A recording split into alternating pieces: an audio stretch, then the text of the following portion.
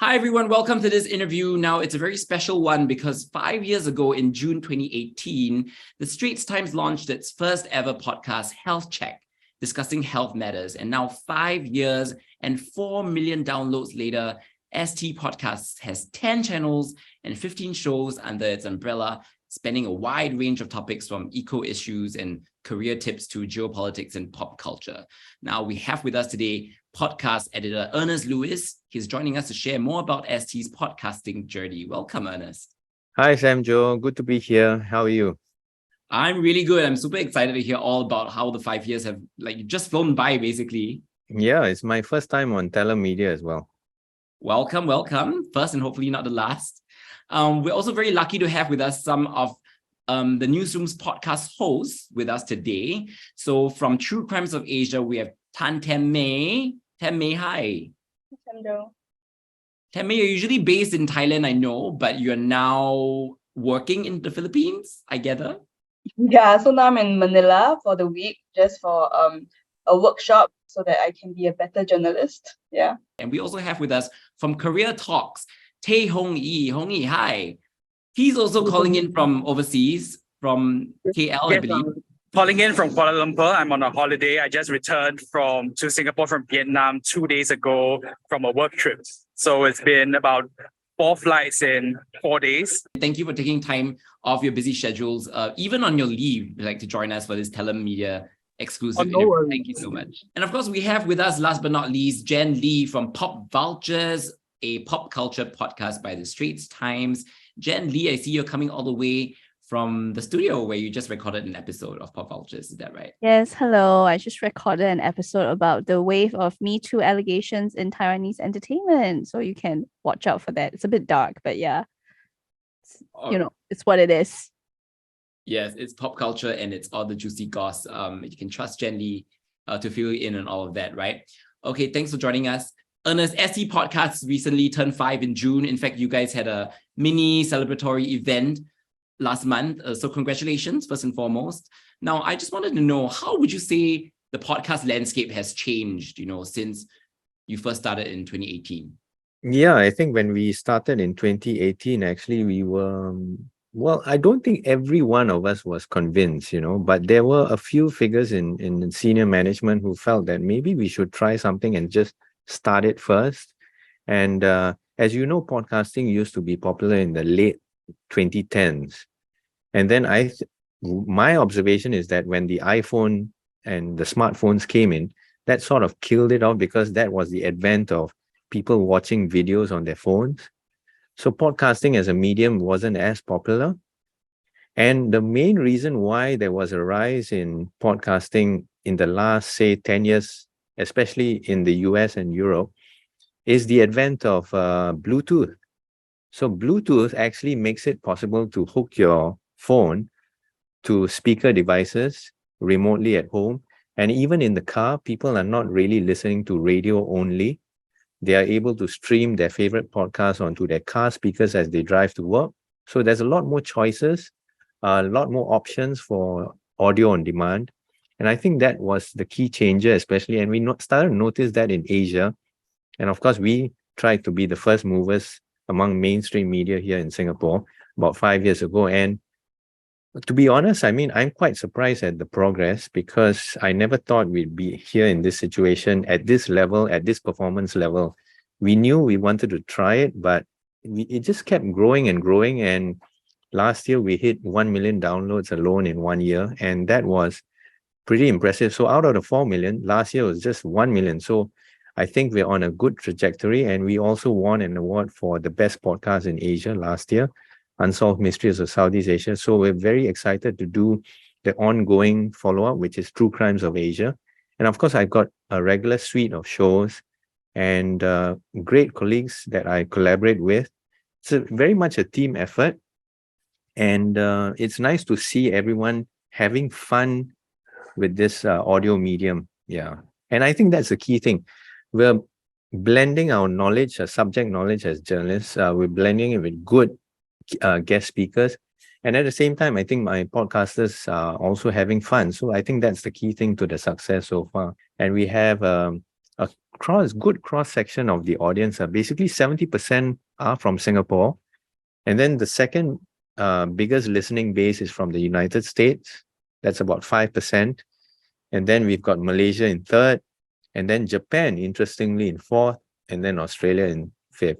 But we have about up to 200 countries listening to our podcast every month. Yeah. Wow, so you really have quite the international crowd. Yeah, right? including one listener we find from Vatican City. So I'm wondering whether that's the Pope. It could very well be. It could very well be. Why do you think there is such a strong growth in demand? Yeah, okay. So I'll tell you this. I mean, this is my personal feel. I mean, you know, all of us love watching videos on the phones, right? You know, K-dramas and all that. I mean, I see everyone doing that. But I think one of the things is when you watch YouTube videos or videos on the phone, right? Because they're always peppered with ads. So if you're not constantly looking at your phone screen, you have to skip the ads, right? You have to do something actively. But in podcasts, because that ecosystem still remains the fact that once you press play, you can listen to it uninterrupted, right? And you can do your thing. You can iron your clothes, you can mop the floor, do these things. You don't have to worry about, oh, wait a minute, what's that irritating ad by a certain brand? You don't have to do all that, right? And stop the ad. So you just play a podcast in the background and you can just do your things uninterrupted. And I think that, to me, the ease of doing that and having something in your ears. And the other thing is that while not all our podcasts are along the lines of just pure entertainment, I think one of the key things that people come to us to listen is that they like practical podcasts, practical tips. Yes, it's about current affairs. And I think if you want to keep up to date, and it's also like business tips that you can use and relate to your own life, personal decisions. I think these are the factors that we try and keep constant to in our podcast. Yeah.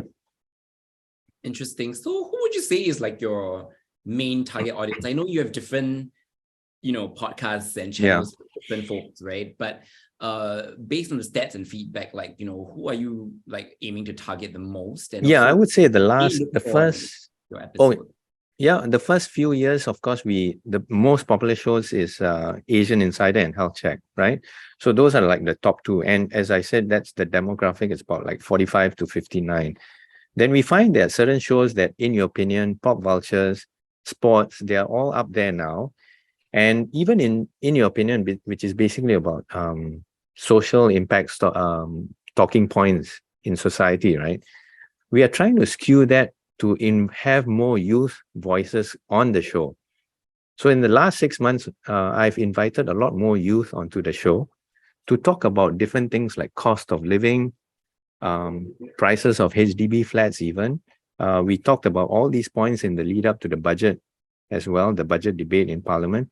And I found that there was a wider target audience for that, because we were talking about those in their early 20s right up to about 35. Are they looking to be informed and entertained, or is there something else also along the way? Yeah, because I mean, if you look out in the independent scene, right, there's a lot of entertaining podcasts, right? You know, they'll be gossiping about relationships. They could be talking about pop culture, as we do. But I think for us, because we're quite conscious of the fact that we have our brand, Straits Times, and of course, naturally, not all of us are entertainers. What we are trying to present to our listeners is that, hey, you listen to us, we are reliable journalists, we know our stuff, we know our topics, we have subject knowledge, we will do research properly into it, we will do the homework, and we will invite reliable, opinionated guests who actually also know their stuff. So we're not in a situation where we are wasting the listeners' time. So in a Straits Times podcast, right, I find that was also from day one, our listeners are quite discerning. If they're going to spend 15 minutes listening to us, right, they do not want to know that they have wasted their time listening to us, right?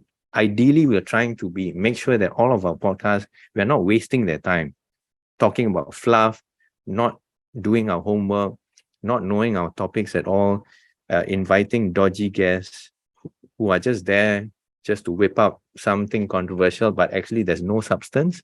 So I think we're trying to avoid that kind of approach, and we're leveraging on our strengths, which is subject knowledge, good key guest speakers from different demographics, different key sectors. And that hopefully that informs them and they get something that's practical out of it. And at the same time, they find that they can relate to the points that are raised in our podcast. We've got a very talented group of audio producers now, podcast producers. We hired them in the last year or so. We're very glad to be able to support Tammei, Hong Yi, Jen, everyone. Yeah. Now, speaking of Tammei, Jen, and Hong Yi, we have all three of them podcast hosts and producers in the room with us, or rather on this call with us. Perhaps each of you could give us a brief introduction to your podcast.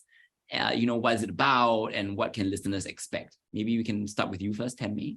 So True Crimes of Asia is exactly what the name says it is. So True Crimes of Asia. But we wanted to use these crimes for a deeper purpose. So we wanted to look at these past crimes, get our correspondents in the different areas like South Korea, Thailand, Singapore, to delve deeper into societal issues. So for example, we deal with like online sexual abuse, abortion laws, welfare of domestic workers in Singapore, or even mental health issues. So we wanted to examine the details of the crime rather than just making it into a exciting, sexy crime podcast. But we wanted to look at a real issue and to see how we can discuss it, how we can ensure that it doesn't happen again, or if it's still happening, how can we look at it to make sure that society can really improve that way. And we're actually releasing the 4th out of 6 episodes soon, later this month, so you can watch out for it. And I think one of the interesting parts is that each episode is voiced by the foreign correspondents themselves. Those who go on the ground, those who really help you to connect with the different experts. And it's quite exciting when you get the foreign correspondents who go to the scene of the so-called crime that happened many years ago, and they're listening to how is it a quiet area, are there birds, is there traffic, and they bring that back, and Ernest and his crew are really able to turn that into such an experiential listening for our readers, our listeners now, right? Not readers anymore. Hong Yi, how about you? I know you host a podcast called Career Talk. Thanks, Samjo. So with Career Talk, I always tell people we have 3 prongs for this podcast. The first prong is to really explain the job market numbers, because the Ministry of Manpower comes up with a lot of really rich data on manpower market numbers. And these can actually have implications on the job search and how tight the job market is for a given worker. And we want to share with them so that they can bring these insights and relate to it rather than having these macro numbers just, being shown in a story. We feel that that's better suited to a podcast format than a written format. And the second prong of it is to really share about unheralded sectors with good prospects. So it could be, for example, the design sector or the maritime sector that have been this unsung backbone of Singapore's labor economy, but hasn't really had that much attention in news coverage from the day to day. And the third prong of Career Talk is to really deal with questions especially from readers about real life workplace scenarios on how they should navigate workplace scenarios. For example, if they disagree with their workplace appraisal for the year, how do they go about trying to express it and trying to get it changed and so on, which also dovetails with our Ask ST Jobs column. So as you can tell, this is part of a really audience-first product that cuts across different kind of categories. And I would also like to fit in Career Talk against the wider backdrop of me and my career, which is a sub-channel under the ST Podcast umbrella that aims to provide a holistic product with what any one worker might need. Because there is Work Talk by my colleague Chris Wu, which runs on the first Monday of the month, that talks about really these big workplace trends that are going to disrupt how we work. And then on the second Monday, we segue into Career Talk, where I really bring in more about what each individual worker can do for themselves against that backdrop that Chris will sketch out, especially with top experts. And then on the third Monday, Senior correspondents Ben and Sushan will come out to talk about investment trends and investment tips. So these employees can know how to handle their personal finances better against this economic backdrop. So it's really a holistic product that Career Talk rather is one part of. Interesting. And again, back to, of course, practical knowledge and tips, right, that Ernest talked about earlier, that your listeners can really walk away with. Thank you, Hongi. Now, Jen, tell us more about Pop Vouchers. For those of us who are not too familiar with it, obviously, I'm very familiar with it because I used to co-host it with you. And I missed it, but tell us, the podcast itself has changed since I left. Tell us about, what people can expect from it now, because I understand you have a new series under the pop culture, under the Pop Vouchers banner and everything as well, right? Yes. Ever since Samjo left, I have been orphaned to do the podcast myself. Sadly, it is a bit hard to do it without someone bouncing off you, especially for some of the more free-ranging episodes. Somehow I managed to still do 50 minutes on Adam Levine cheating on his wife for 50 minutes. So not Adam Levine, Wang Leehom cheating on his wife for 55 minutes. And I have since broken that record, I think. But yeah, so the thing is, Pop Vouchers started as a pop culture podcast. It was very much just a podcast for me to talk about like pop culture issues of the moment, or maybe like interesting pop culture topics. I believe some of our earlier topics included like our Channel 8 childhood dramas, Channel 8 dramas of our childhood and things like that. The Oscars, and what Oscar campaigning means and so on. So it was a bit like that, but I think those a lot of stuff works better, as I said, when there's someone bouncing off you. So I wanted to do something that I could also do fairly well on my own. So right now, Pop Vouchers still publishes 2 episodes per month. One is a free-ranging unscripted episode, and we try to aim for one each month. Sometimes the schedule is a bit hard, but we try to aim for one each month that is completely scripted. So this completely scripted series is called Can I Tell You Something Crazy? And it's basically about past major entertainment events of the past. So our first 2 episodes were on the Addison Chen sex scandal, and then we followed that up with the queer legacy of Leslie Cheong, the late Hong Kong superstar Leslie Cheong, and then we had one on Anita Mui, the time Anita Mui sort of accidentally started a triad war, and then our latest episode, which just came out last week actually, was on the big TVXQ breakup of 2009. So they're a big K-pop group that broke up in its prime. So those are like the not more scripted, those are entirely scripted. So my free-ranging episodes, they are not scripted at all. I do some research, but they're not scripted. But this one, Can I Tell You Something Crazy, is scripted from start to end. And I try and work in like musical cues, like the sort of music that I want, I would put it into the script and stuff like that. Or like interview clips that I do with like, academics or reporters or whatever people I talk to. I will also splice them into the episode. I will like have specific spots where I splice them into the script. So that's what I'm currently doing now. And it's usually to examine something like, I think Tanmay also talked about this in True Crimes of Asia. You want to examine a deeper societal issue. Of course, some of the episodes I do because I just really enjoy the topic, but I do try and link it to something a bit more important.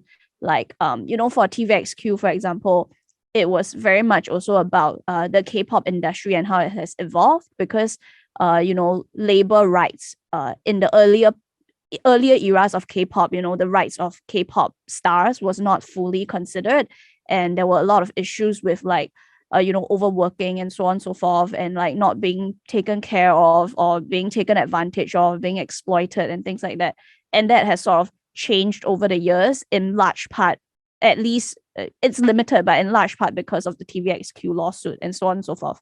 So I try and bring up a little bit more interesting insights into what society was like at the time and how it has changed over the years.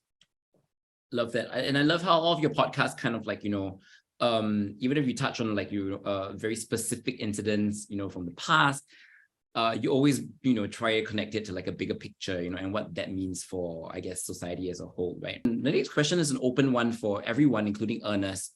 When it comes to your shows, right?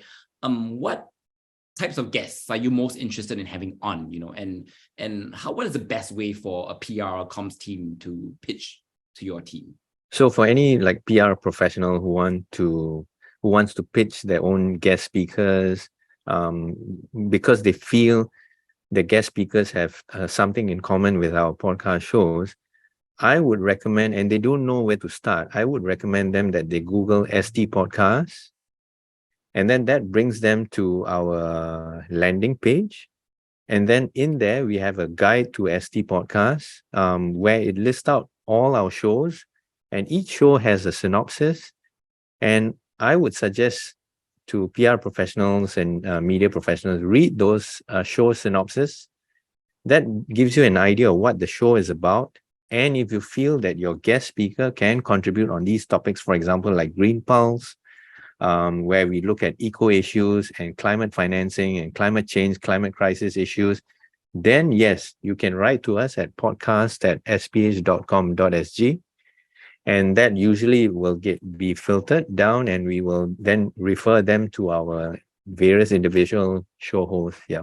Of course, you can connect with our show hosts individually, because all our show hosts have their email addresses and also their own Twitter handles, Instagram handles as well. So you can actually message them to do the pitches. That would be the first way to do it.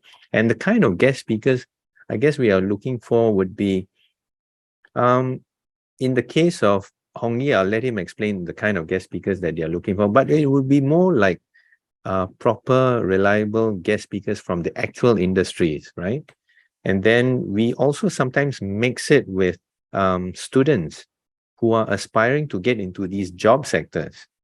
So that sort of makes it relatable for the person who's listening, because our target audience is that young person, and that young person wants to hear another young person who is wondering whether I should go into this sector or another sector. And I have the chance of listening to expert industry professionals who then chime in on whether the pros and cons of going into various sectors, right? So that would be the business side of it, which is Your Money and Career podcast channel for ST. And then we have shows like In Your Opinion, where, as I said, we are increasingly looking for, of course, industry experts who are able to comment on social, psychological issues in society. And those would be your industry experts. And at the same time, I'm also looking for youth out there. This is something new. We're looking for youth out there to come and reach out to us where they feel like they might want to share their views on a lot of societal challenges in Singapore these days. You know, it could be the cost of living, or they feel like they may be worried about the rising cost of housing, even transport issues as well. So yeah, come and pitch to us. Maybe it doesn't have to be a professional all the time. If you're youth out there and you feel that you have a voice and you want to contribute on certain issues, write into us at podcast@sph.com.sg. We'd love to hear from you. I think specifically for Career Talk, as I mentioned, there are three main prongs in terms of subject matter that we focus on. Interesting statistics that we can translate to the lived experience of workers, unheralded and interesting sectors that haven't received constant coverage before, and workplace scenarios, interesting workplace scenarios and tips on navigating them.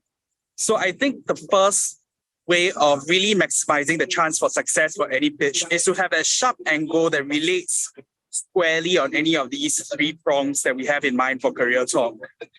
I think speaking more generally, I think I speak for all podcast hosts and the podcast team in that we have a strong preference for podcast guests who can come down to our studio instead of dialing in.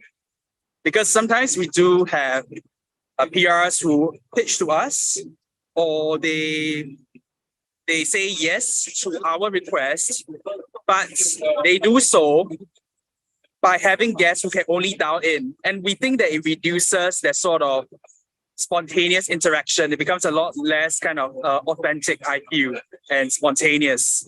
And the other thing is that for pitches, for PR sending pitches, to realize that each episode has to cover multiple perspectives, and we very rarely, as much as possible, avoid episodes with only a single guest. We're likely to have a panel or two, sometimes three guests, offering multiple diverse perspectives, and anybody who is being fielded should expect to be in this kind of discussion rather than just having them in the episode. I would say that it never hurts to send, contacts. I may not be able to use them, but like contacts who academics or experts in pop culture or various spheres of pop culture. So, for example, there are like K-pop scholars. There are people who research K-pop. There are people who research film and television. There are people who research, Sinophone cinema, for example. Those are people that I've spoken to in my research for, Can I Tell You Something Crazy? And I've included them, in the podcast as well. And, it is very helpful to have some sort of expert voices, especially in the Can I Tell You Something Crazy episodes, because I do want that to be a bit more, like external voices, to be a bit more, to cover a bit more bases, because obviously my own research sometimes will not be able to. Well, like for the Edison Chen episode, I remember interviewing someone who covered the Edison Chen scandal at South China Morning Post when she was a reporter. So, these are, good diverse opinions to have. Unlike like Career Talk, I don't really need the guests to come down, because honestly, a lot of my episodes are like about overseas entertainment stories. So a lot of the times the people I need to talk to are based overseas.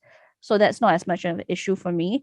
I would also like to shout out my live colleague Dino's podcast Music Lab, which is actually interviewing musicians. So please, if anyone knows, PRs for musicians, like, up and coming musicians, local, be it local or overseas. Of course, for Music Lab, we always want people to come into the studio. So when the music acts are visiting Singapore, maybe for a performance or what, if you're willing to link up with us, Dino is very knowledgeable about music. He'll talk to you about your music, about what you would like to create, and then you'll have a short segment where you sing, where you perform your music. So I think that's really cool as well. So anybody who's out there listening, please.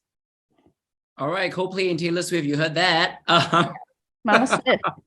We can wish, right? Yeah. Yeah. Temme, I know true crimes is obviously very difficult to pitch because you're looking at, historical events, but I'm guessing it must be very hard to locate voices who were actually involved, right? Because some of them are arguably behind bars or protected by the law, or maybe dead.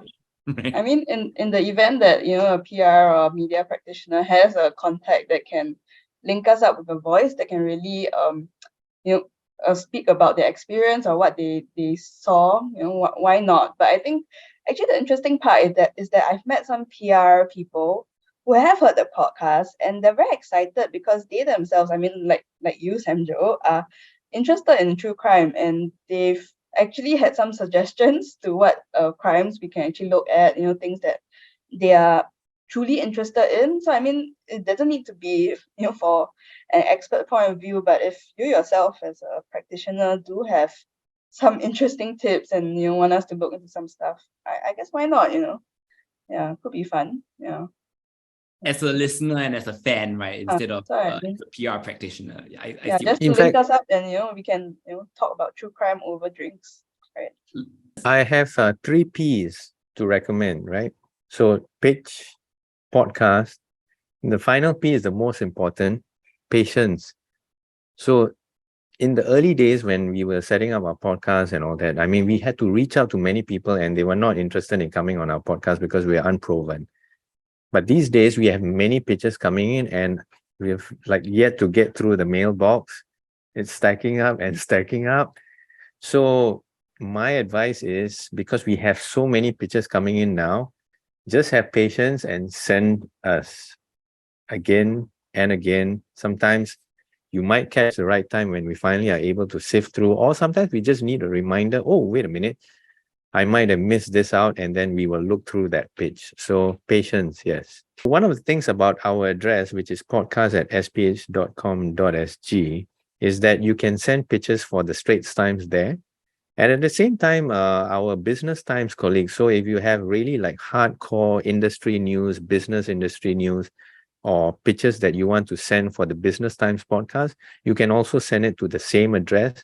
And my colleagues at the Business Times, they will also sift through the same pitches as well. And then they will handle those. Yep.